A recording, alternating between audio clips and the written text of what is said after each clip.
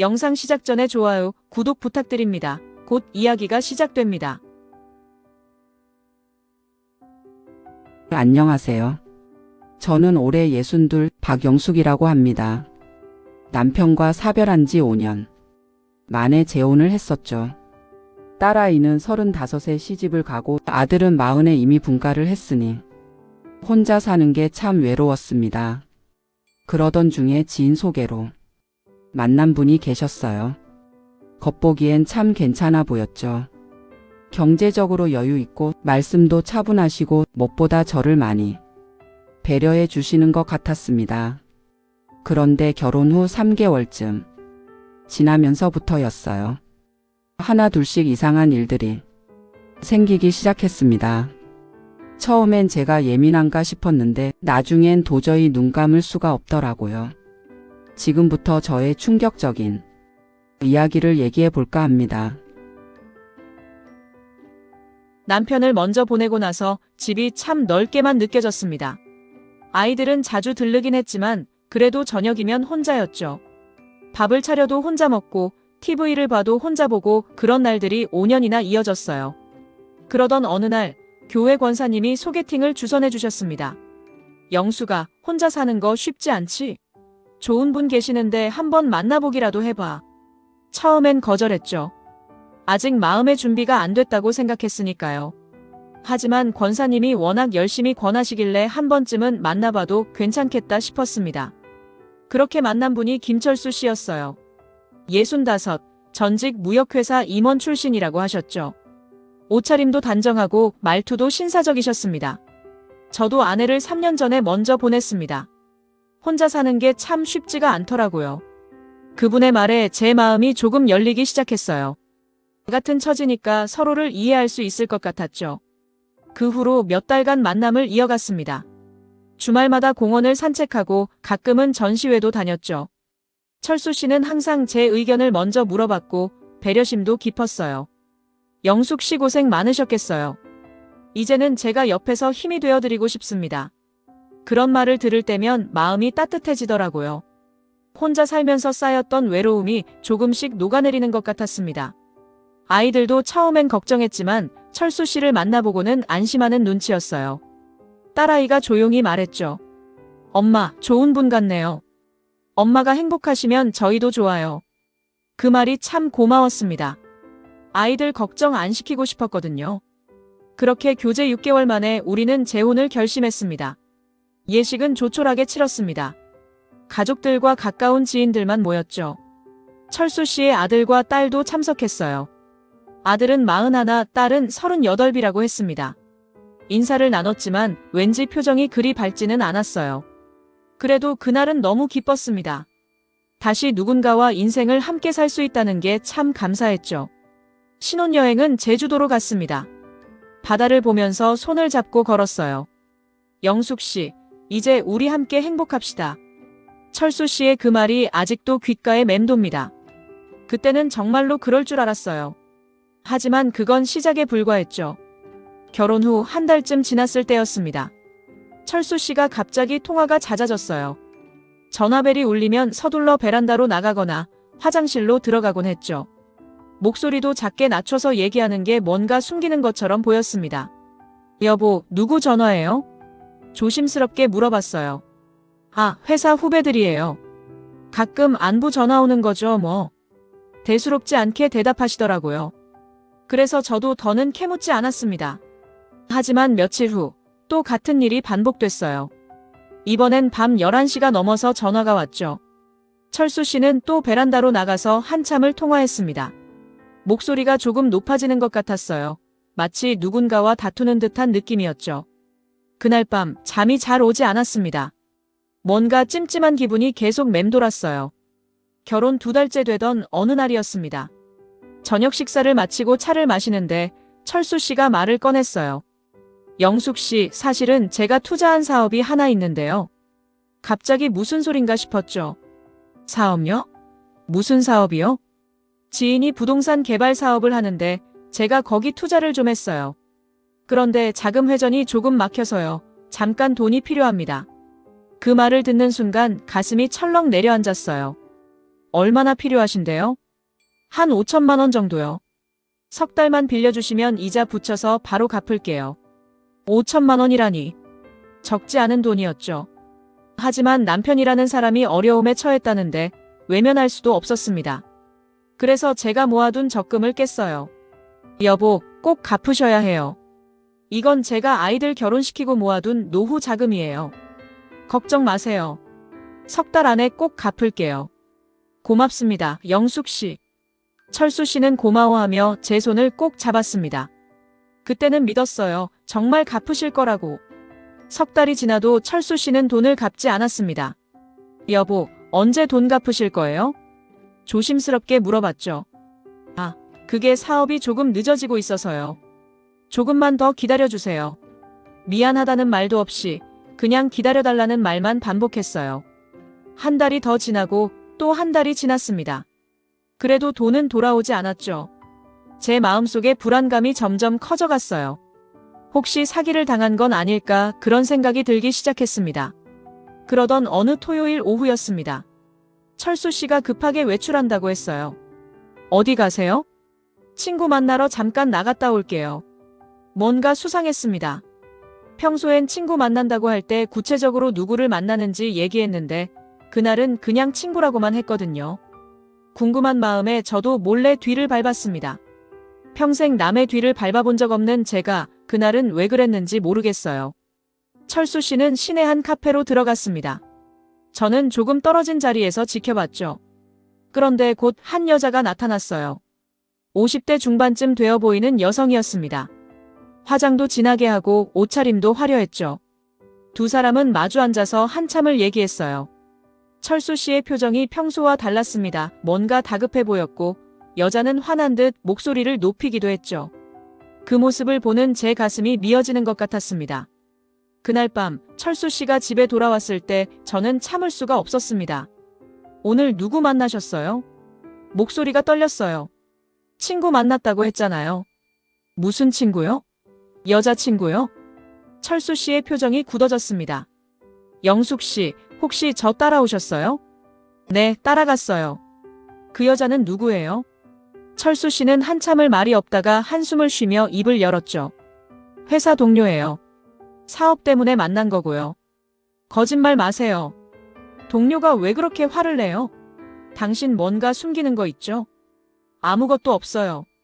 제발 오해 좀 하지 마세요. 철수 씨는 짜증을 내며 방으로 들어가 버렸습니다.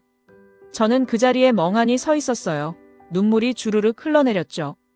며칠 후 철수 씨의 아들에게서 연락이 왔습니다. 어머니, 제가 할 말씀이 있어요. 한번 만나뵐 수 있을까요? 무슨 일인가 싶어서 만나기로 했죠. 카페에서 마주 앉은 철수 씨의 아들은 참 난처한 표정을 짓고 있었습니다. 어머니, 죄송합니다.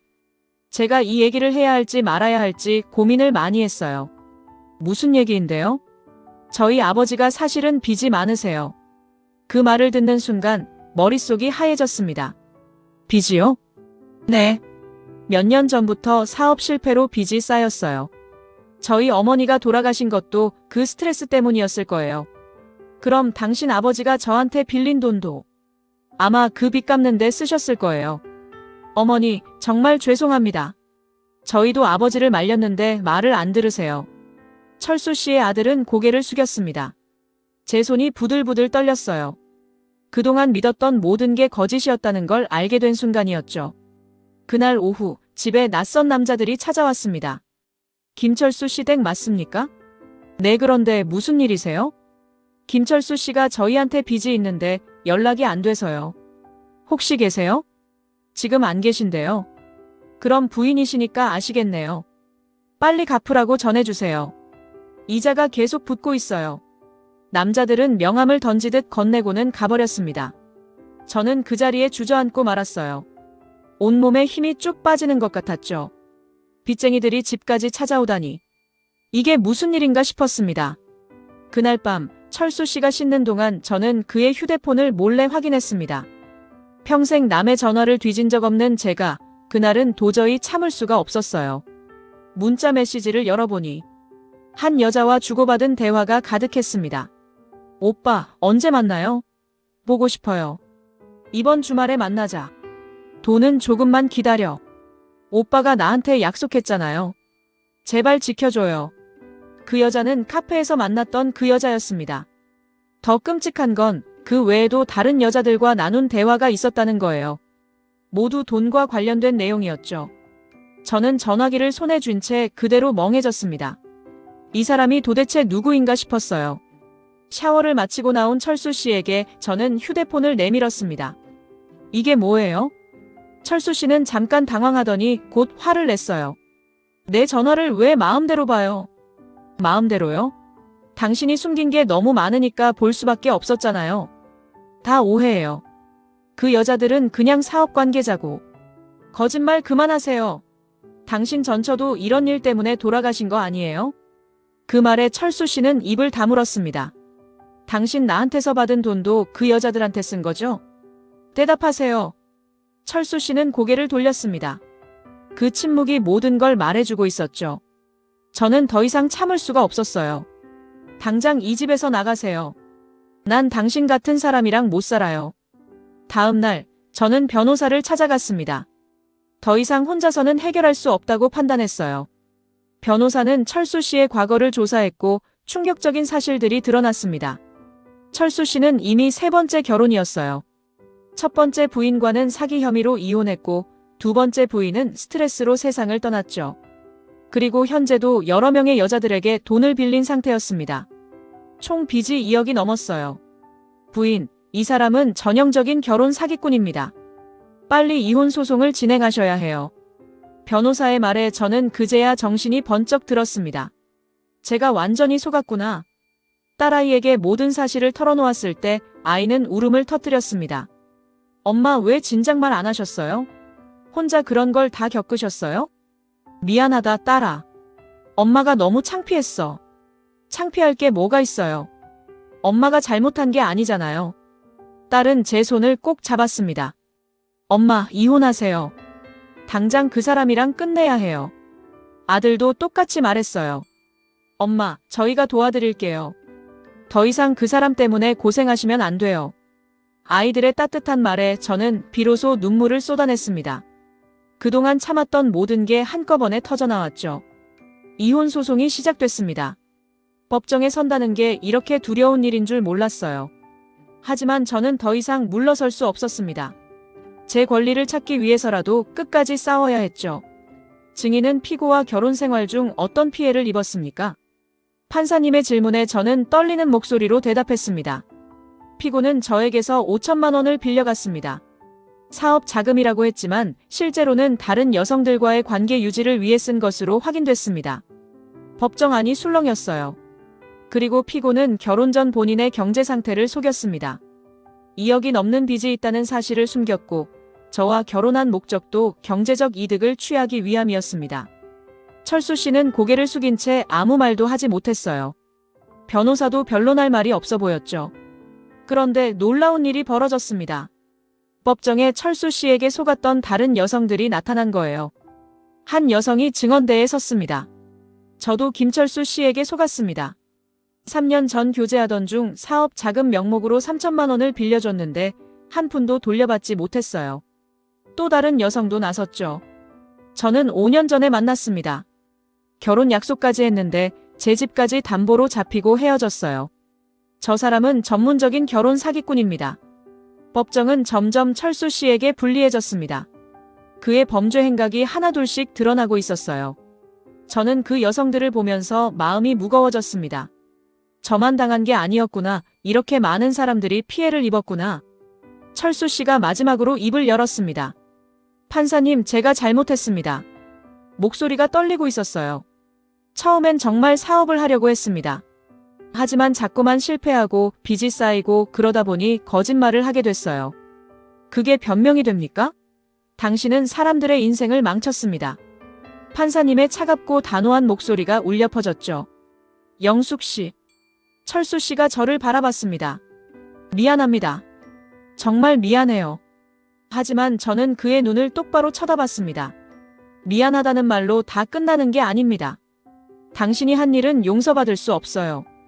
그 순간 철수 씨는 고개를 떨궜습니다. 더 이상 변명할 말이 없어 보였죠. 드디어 판결이 나왔습니다. 피고 김철수는 원고 박영숙에게 사기 및 결혼 사기 혐의로 유죄를 선고합니다. 판사님의 목소리가 법정에 울려 퍼졌어요. 피고는 원고에게 위자료 5천만 원과 빌려간 원금 5천만 원, 총 1억 원을 배상하라. 와 숨이 멎는 것 같았습니다. 또한 피고는 징역 2년을 선고받으며 집행유예 3년을 부과합니다. 다만 배상금을 즉시 지급하지 않을 경우 집행유예는 취소됩니다. 쿵. 판사님이 망치를 내리쳤어요. 저는 그 자리에 주저앉을 뻔했습니다. 딸아이가 옆에서 저를 부축했죠. 엄마, 이겼어요. 엄마가 이기셨어요. 눈물이 주르륵 흘러내렸습니다. 이게 기쁜 건지 슬픈 건지 알 수가 없었어요. 며칠 후 철수 씨의 자녀들이 저를 찾아왔습니다. 어머니 정말 죄송합니다. 두 사람 모두 눈물을 글썽이고 있었어요. 저희가 아버지를 제대로 못 봤습니다. 어머니께 이런 일이 생길 줄 몰랐어요. 아니에요.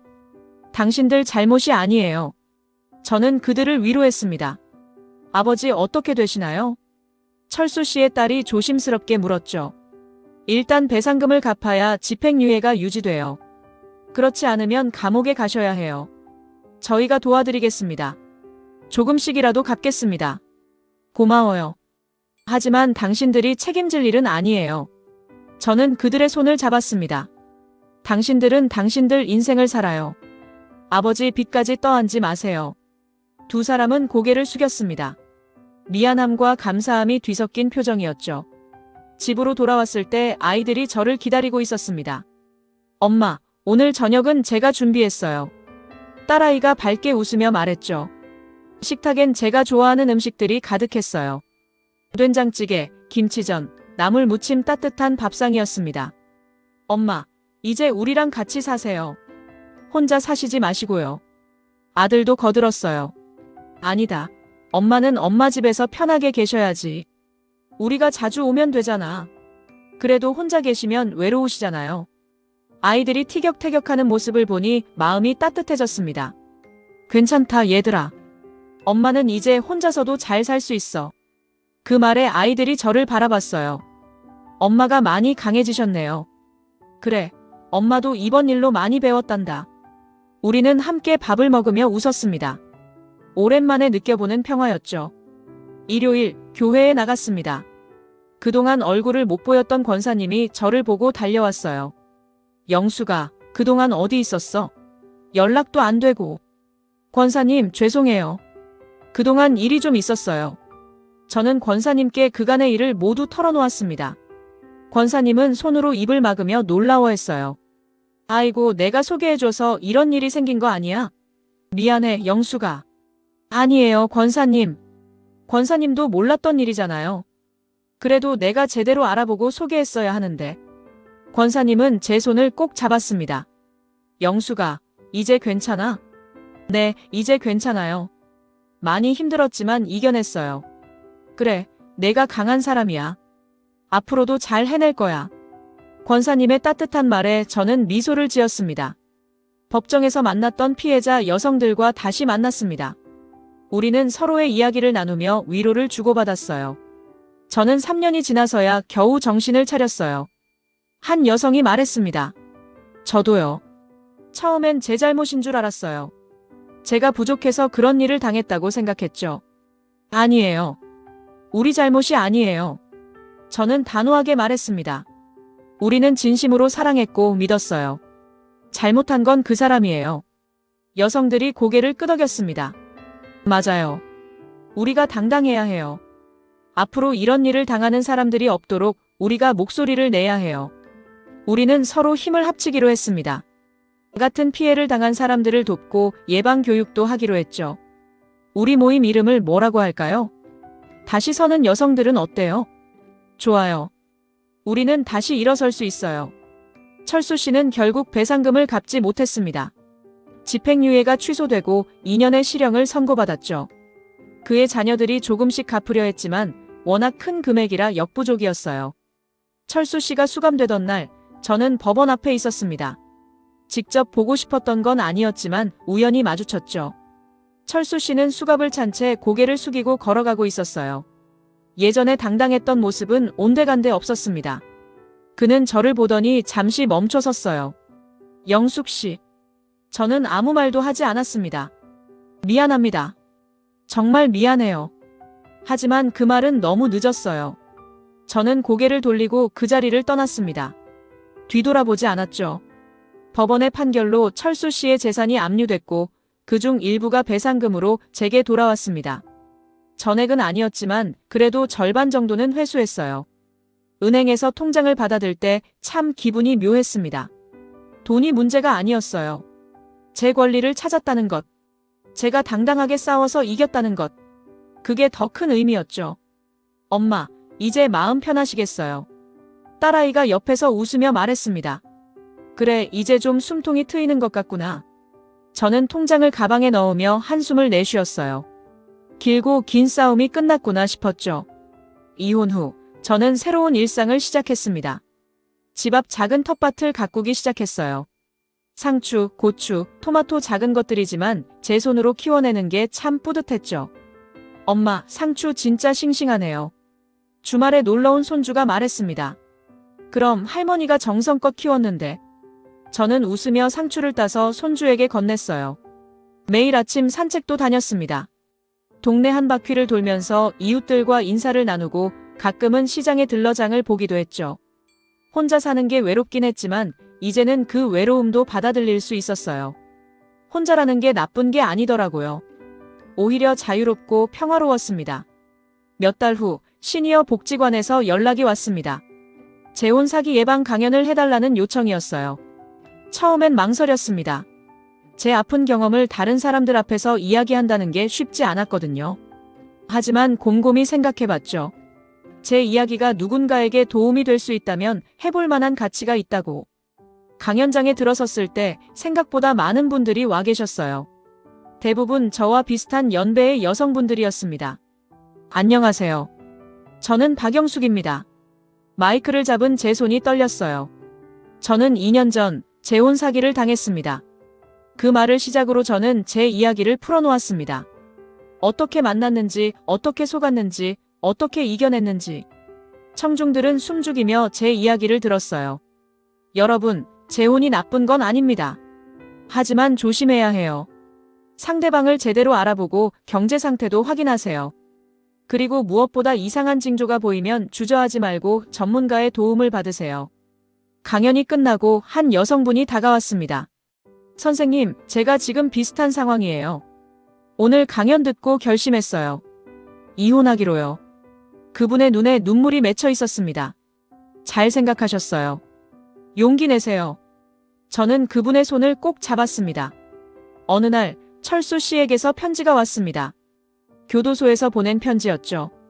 처음엔 읽지 않으려 했어요. 하지만 궁금했습니다. 그가 무슨 말을 하려는 건지. 편지를 펼쳤습니다. 영숙 씨, 그동안 안녕하셨습니까? 여기 들어와서 많은 생각을 했습니다. 제가 얼마나 나쁜 짓을 했는지, 얼마나 많은 사람들을 아프게 했는지. 처음엔 변명하고 싶었어요. 사업 실패 때문이었다고, 어쩔 수 없었다고. 하지만 이제는 알아요. 그건 다 핑계였다는 걸. 영숙 씨를 정말 사랑했습니다. 하지만 제 욕심과 거짓말이 모든 걸 망쳤죠. 용서를 구하는 건 아닙니다. 제가 한 일은 용서받을 수 없으니까요. 다만 진심으로 미안하다는 말을 전하고 싶었습니다. 영숙 씨, 부디 행복하세요. 저 같은 사람 때문에 인생을 망치지 마세요. 김철수. 편지를 다 읽고 저는 한숨을 내쉬었습니다. 이제 와서 미안하다는 말이 무슨 소용일까요? 하지만 그래도 조금은 마음이 풀리는 것 같았어요. 저는 편지를 접어서 서랍 깊숙이 넣었습니다. 다시는 꺼내보지 않을 거예요. 주말이면 손주들이 놀러 왔습니다. 딸아이의 아들 둘이 달려와서 저를 껴안았어요. 할머니. 어머, 우리 손주들 왔구나. 저는 아이들을 안고 빙글빙글 돌았습니다. 할머니, 오늘 뭐 해요? 글쎄, 뭐 하고 싶은데? 공원 가요. 그네 타고 싶어요. 그래, 공원 가자. 우리는 손을 잡고 공원으로 향했어요. 아이들이 그네를 타는 모습을 보며 저는 웃음이 나왔습니다. 이렇게 평범한 일상이 얼마나 소중한지 깨달았죠. 할머니, 저 높이 밀어주세요. 그래, 할머니가 밀어줄게. 저는 손주의 등을 밀어주며 생각했습니다. 이런 순간들을 위해 제가 힘들게 싸운 거라고. 제 평화를 되찾기 위해서요. 오랜만에 학창시절 친구들과 만났습니다. 영수가, 그동안 어떻게 지냈어? 응, 그냥저냥 지냈지 뭐. 저는 웃으며 대답했어요. 친구들은 제 사연을 알고 있었습니다. 다들 걱정을 많이 했었죠. 정말 힘들었겠다. 우리가 몰라서 미안해. 아니야, 괜찮아. 다 지나간 일이야. 그래도 잘 이겨냈네. 대단해, 영수가. 친구들의 격려에 저는 고개를 끄덕였습니다. 나도 몰랐어. 내가 이렇게 강한 사람인 줄. 우리는 함께 웃었습니다. 앞으로 우리 자주 만나자. 이렇게 같이 있으면 좋잖아. 그래, 한 달에 한 번씩은 꼭 보자. 친구들과의 약속이 제게 큰 힘이 됐습니다. 혼자가 아니라는 것. 곁에 사람들이 있다는 것. 그게 얼마나 큰 위로인지 알게 됐어요. 1년이 지났습니다. 그동안 참 많은 일이 있었죠. 이혼 소송, 법정 공방, 경제적 회복 쉽지 않은 시간들이었어요. 하지만 이제는 모든 게 정리됐습니다. 창가에 앉아 책을 읽으며 저는 문득 생각했어요. 저 자신이 참 자랑스럽다고. 넘어졌지만 다시 일어섰고 무너졌지만 다시 쌓아 올렸죠. 누구도 대신해줄 수 없는 일이었어요. 제 스스로 해냈습니다. 오후 햇살이 창문으로 부드럽게 들어왔어요. 마당에 심어둔 장미가 활짝 피어 있었죠. 봄이 왔구나 싶었습니다. 제 인생에도 다시 봄이 찾아온 것 같았어요. 전화벨이 울렸습니다. 딸아이였죠. 엄마, 주말에 우리 집으로 오세요. 제가 맛있는 거 해드릴게요. 그래, 갈게. 저는 미소를 지으며 대답했습니다. 이제 저는 알아요. 행복은 거창한 데 있는 게 아니라는 걸. 이렇게 평범한 일상 속에 사랑하는 사람들과의 작은 순간들 속에 있다는 것을. 이제 저는 일주일에 2번씩 복지관에서 봉사활동을 합니다. 재혼 사기 피해 상담을 해드리는 거예요. 저처럼 힘든 시간을 겪고 있는 분들께 조금이나마 도움이 되고 싶었죠. 선생님, 저는 어떻게 해야 할까요? 한 할머니가 눈물을 글썽이며 물었습니다. 일단 증거를 모으세요. 문자 메시지, 통화 기록, 금전 거래 내역 모든 걸 기록해두는 게 중요해요. 혼자서는 너무 무섭고 막막해요. 혼자가 아니에요. 제가 있잖아요. 그리고 법률구조공단도 있고요. 도와주는 사람들이 많아요. 저는 그분의 손을 꼭 잡았습니다. 제가 이겨냈듯이 당신도 이겨낼 수 있어요. 용기를 내세요. 그분은 고개를 끄덕이며 눈물을 닦았어요. 이렇게 누군가에게 힘이 되어준다는 게 제게도 큰 위안이 됐습니다. 제 아픔이 헛되지 않았다는 걸 느꼈죠. 어느 화창한 봄날 카페에서 책을 읽고 있는데 낯익은 목소리가 들렸습니다. 실례합니다. 여기 자리 비었나요? 고개를 들어보니 인자한 미소를 띤 남자분이 서 계셨어요. 아, 네. 앉으세요. 그분은 공손하게 인사하고 자리에 앉았습니다. 뭔가 익숙한 느낌이 들었어요. 어디서 본 것 같은데 기억이 나지 않았죠. 혹시 박영숙 씨 아니신가요? 그분이 조심스럽게 물었습니다. 네, 맞는데요. 저를 어떻게? 아, 저 복지관에서 선생님 강연 들었던 사람입니다. 정말 감명 깊게 들었어요. 아, 그러셨군요. 제 이름은 이동현이라고 합니다. 저도 3년 전에 아내를 먼저 보냈어요. 그분의 눈빛이 참 따뜻했습니다. 우리는 자연스럽게 대화를 나눴어요. 서로의 이야기를 듣고 위로하고 공감했죠. 헤어질 때쯤 그분이 조심스럽게 물었습니다. 혹시 다음에 또 이렇게 차 한잔 하실 수 있을까요?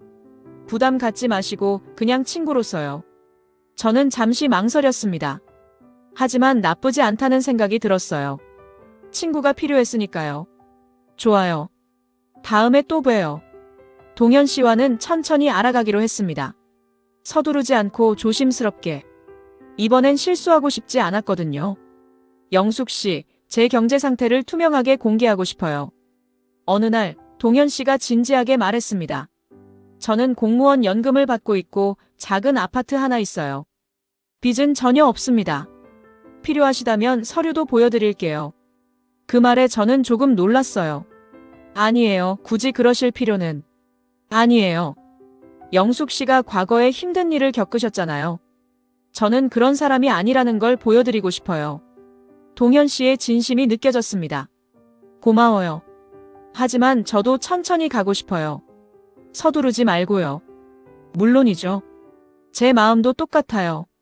우리는 주말마다 만나 산책을 하거나 전시회를 다녔습니다. 가끔은 그냥 카페에 앉아 책을 읽기도 했죠.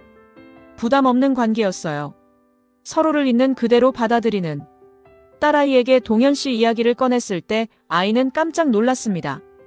엄마, 또 재혼 생각하시는 거예요? 목소리에 불안감이 묻어났어요. 재혼은 아니고 그냥 좋은 친구야. 엄마, 이번엔 정말 조심하셔야 해요. 지난번 일이 얼마나 힘들었는데요. 알아, 딸아. 걱정하지 마. 이번엔 천천히 신중하게 알아가고 있어. 그 사람 신원 조회는 해보셨어요? 딸아이가 진지하게 물었습니다. 아직 안 했는데. 엄마 해보세요. 제가 도와드릴게요. 이번엔 정말 확실하게 알아봐야 해요. 딸아이의 걱정이 이해됐습니다. 한 번 당한 일이라 조심할 수밖에 없죠. 그래, 알았어. 내 말대로 할게. 그리고 엄마, 그 사람 만나실 때 저도 한번 만나보고 싶어요. 그래, 다음에 같이 밥 먹자. 딸아이는 그제야 안심한 표정을 지었습니다. 동현 씨는 정말로 자신의 모든 것을 투명하게 보여줬습니다. 재산증명서, 건강진단서, 심지어 신원조회까지. 모든 걸 스스로 준비해서 제게 건넸어요. 영숙 씨, 저는 숨길 게 하나도 없어요. 제 인생을 다 보여드릴 수 있어요. 그의 진심에 저는 마음이 조금씩 열렸습니다. 제 아이들도 동현 씨를 만났어요. 딸아이는 꼼꼼하게 이것저것 물어봤고 동현 씨는 하나하나 성실하게 대답했죠. 엄마, 이분은 괜찮은 것 같아요. 나중에 딸아이가 조용히 말했습니다. 진짜? 네. 뭔가 진심이 느껴져요. 그리고 엄마를 정말 존중하는 것 같아요. 딸아이의 허락이 제게는 큰 힘이 됐습니다. 어느 날 복지관 강연에서 한 할머니가 물었습니다. 선생님, 남자 없이 혼자 사는 게 외롭지 않으세요? 그 질문에 저는 잠시 생각했어요. 그리고 또렷하게 대답했습니다. 외롭긴 해요. 하지만 잘못된 사람과 함께 있는 것보다는 혼자 있는 게 100배 낫습니다. 청중들이 박수를 쳤어요. 여러분, 우리는 누군가 없이도 충분히 행복할 수 있어요. 물론 좋은 사람을 만나면 더 좋겠지만 그게 전부는 아니에요. 저는 목소리에 힘을 실었습니다. 혼자여도 괜찮아요. 혼자가 두렵다고 해서 아무나 붙잡고 살 필요는 없습니다. 우리에게도 자존심이 있고 가치가 있어요. 명심하세요. 우리는 누구에게도 이용당할 사람이 아닙니다. 당당하게 사세요. 그게 우리가 누릴 수 있는 가장 큰 자유예요. 청중석에서 뜨거운 박수가 터져나왔습니다. 한 할머니는 눈물을 흘리며 고개를 끄덕이고 있었어요. 그 순간 저는 깨달았습니다. 제 이야기가 정말로 누군가에게 힘이 되고 있다는 걸. 계절이 바뀌었습니다. 봄이 가고 여름이 왔다가 이제 가을이 찾아왔어요. 단풍이 붉게 물든 공원을 걸으며 저는 지난 시간들을 되돌아봤습니다. 재혼, 배신, 이혼, 그리고 회복. 참 많은 일이 있었죠. 하지만 이제는 모든 게 추억이 됐어요. 아프지만 저를 성장시킨 시간들이었습니다. 낙엽이 바스락거리는 소리를 들으며 저는 미소를 지었어요. 이제 저는 누구에게도 기대지 않고 혼자 설 수 있어요. 물론 동현 씨 같은 좋은 사람이 있다는 건 감사한 일이지만 그게 전부는 아니에요. 제 인생의 주인공은 바로 저 자신이니까요. 다시 서는 여성들 모임은 점점 커졌습니다. 처음엔 5명으로 시작했는데 이제는 20명이 넘었어요. 모두 재혼 사기나 비슷한 피해를 겪은 분들이었죠. 이번 달에 2분이 승소 판결 받으셨어요. 한 회원이 기쁜 소식을 전했습니다. 축하해요. 정말 잘 됐네요. 모두가 박수를 쳤어요.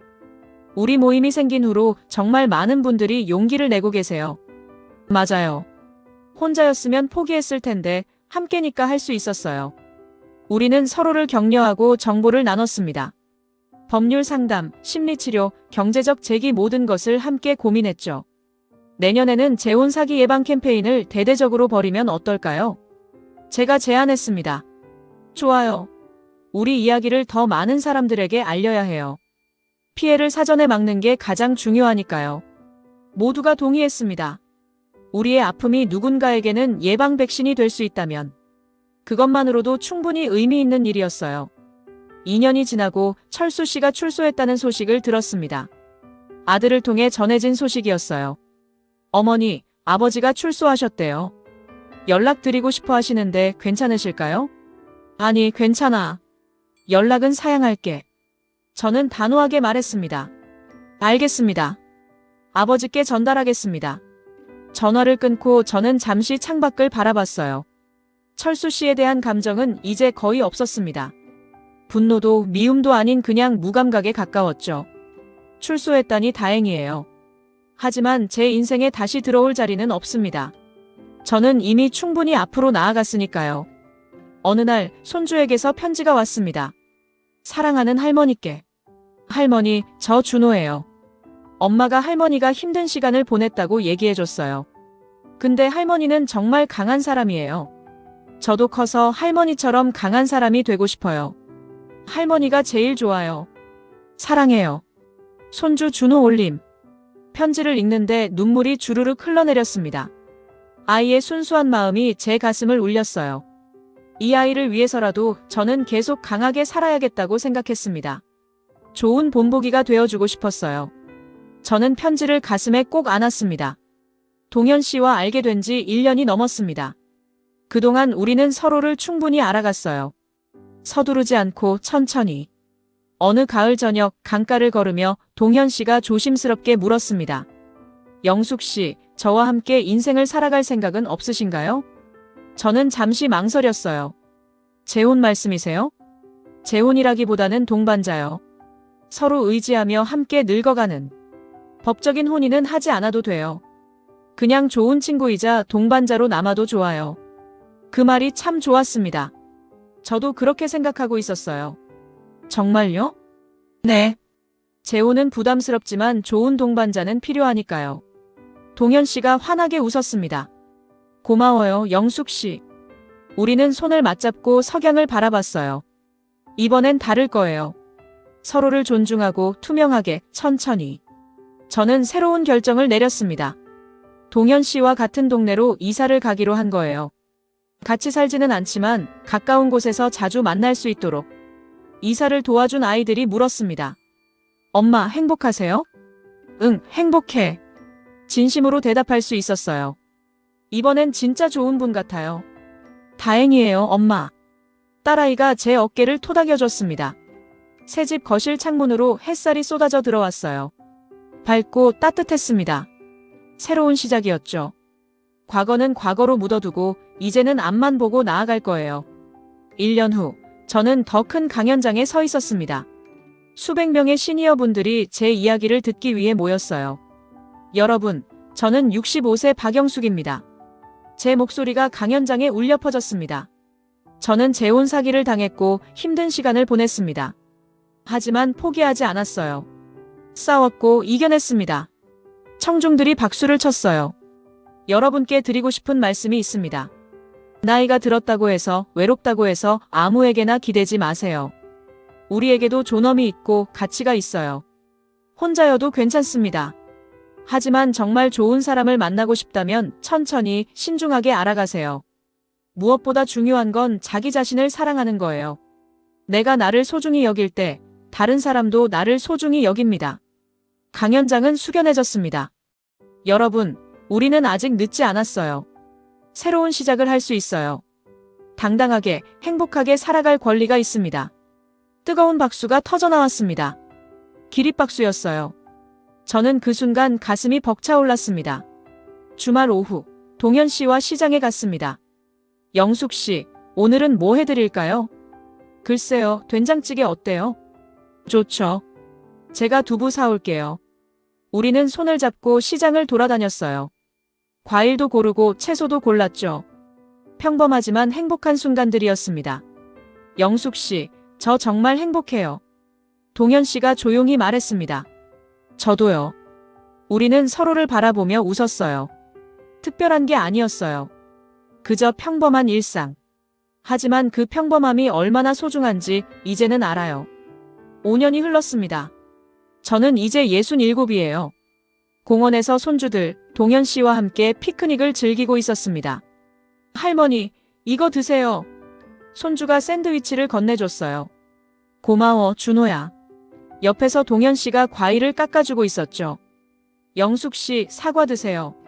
고마워요. 딸아이와 아들도 가족들과 함께 왔어요. 우리는 돗자리에 둘러앉아 음식을 나눠 먹으며 웃었습니다. 엄마, 요즘도 강연 많이 다니세요? 응, 이번 달에만 3군데나 갔어. 대단하세요, 우리 엄마. 아들이 자랑스럽다는 듯 말했어요. 문득 하늘을 올려다봤습니다. 구름 한 점 없이 맑은 하늘이었어요. 5년 전 그 힘들었던 시간들이 이제는 가물가물합니다. 물론 잊을 순 없어요. 하지만 이제는 아프지 않아요. 오히려 그 시간들이 저를 더 강하게 만들어줬죠. 할머니, 왜 웃으세요? 손주가 물었습니다. 그냥 행복해서. 저도 행복해요. 손주가 제 품에 안겼어요. 저는 아이를 꼭 껴안으며 생각했습니다. 인생은 참 묘한 것 같아요. 넘어지기도 하고 아프기도 하지만 다시 일어설 수 있다는 것. 그리고 그렇게 일어선 후의 삶이 더 단단하고 아름답다는 것. 동현 씨가 제 손을 살짝 잡았습니다. 저는 그의 손을 꼭 쥐었어요. 고마웠습니다. 이 모든 순간들이. 봄바람이 부드럽게 불어왔어요. 벚꽃잎이 하늘거리며 떨어졌죠. 저는 눈을 감고 그 바람을 느꼈습니다. 이제는 알아요. 행복은 멀리 있지 않다는 것. 바로 이 순간, 이 자리에 있다는 것. 그리고 저는 충분히 행복하다는 것. 시청자 여러분께 전하고 싶은 말이 있습니다. 인생은 때로 우리를 힘들게 하죠. 예상치 못한 배신, 아픔, 좌절. 그런 순간들이 찾아옵니다. 하지만 그것이 끝이 아니에요. 제가 겪은 일은 참으로 고통스러웠습니다. 믿었던 사람에게 배신당하고 경제적으로도 큰 피해를 입었죠. 한때는 모든 것을 포기하고 싶었어요. 하지만 저는 포기하지 않았습니다. 아이들이 있었고 제 자신이 있었으니까요. 여러분께 드리고 싶은 말씀은 이거예요. 나이가 들었다고 해서 포기하지 마세요. 우리에게도 새로운 시작을 할 권리가 있어요. 행복할 권리, 존중받을 권리, 사랑받을 권리가 있습니다. 외롭다고 해서 아무에게나 기대지 마세요. 혼자 있는 게 두렵다고 해서 잘못된 사람을 붙잡고 있을 필요는 없어요. 혼자여도 당당하게 행복하게 살 수 있습니다. 무엇보다 자기 자신을 사랑하세요. 내가 나를 소중히 여길 때 다른 사람도 나를 소중히 여깁니다. 자존감을 잃지 마세요. 그리고 혼자 싸우지 마세요. 주변에 도움을 요청하세요. 가족, 친구, 전문가 함께하면 이겨낼 수 있어요. 저는 지금 행복합니다.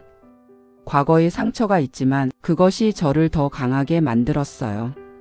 여러분도 할 수 있어요. 어떤 어려움이 와도 다시 일어설 수 있습니다. 포기하지 마세요. 당신은 충분히 가치 있는 사람입니다. 감사합니다. 여러분이라면 어떤 선택을 하셨을까요? 비슷한 경험이 있으신가요?